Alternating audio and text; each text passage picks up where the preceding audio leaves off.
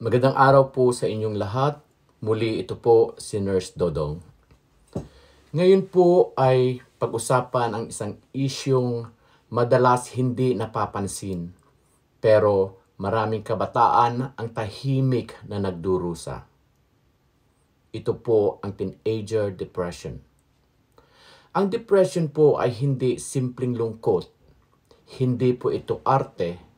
Hindi ito drama. At lalo itong hindi kahinaan. Ito po ay totoong kondisyon na nakakaapekto sa iniisip, nararamdaman at kilos ng isang tao, lalo na ng mga kabataan na dumadaan sa napakaraming pressure sa eskwela, pamilya, kaibigan at social media. Marami pong teenager ang pakiramdam ay nag-iisa, hindi sapat o parang walang makakaintindi sa kanila.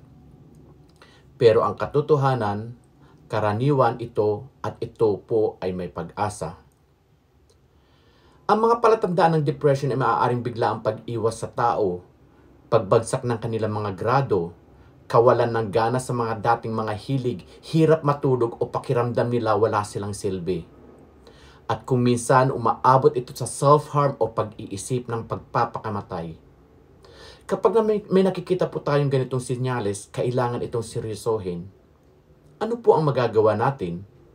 Una, makinig po tayo ng walang paghusga. Minsan sapat na ang isang taong handang makinig para maging liwanag sa madilim na araw ng iba. Pangalawa, ipaalala na hindi sila nag-iisa. At panghuli, huwag matangkot humingi ng tulong sa counselor o mental health professional. Ang paghingi ng tulong ay tanda ng lakas at ito po ay hindi kahinaan. Kung ikaw ay nakakaramdam ng bigat na hindi mo maipaliwanag, tandaan mo ito. Hindi ka nag-iisa. Meron pang pag-asa, may taong handang tumulong at ikaw ay mahalaga. At huwag mong kalimutang manalangin. Idulog sa Kanya ang lahat ng iyong problema dahil Siya lamang ang makakatulong sa atin. Pangalawa, ang mga manggagamot. Mas maganda po kung tayo ay may kaalaman. Kung may gusto po kayong pag-usapan, comment, like, follow lang po at i-share po natin ito.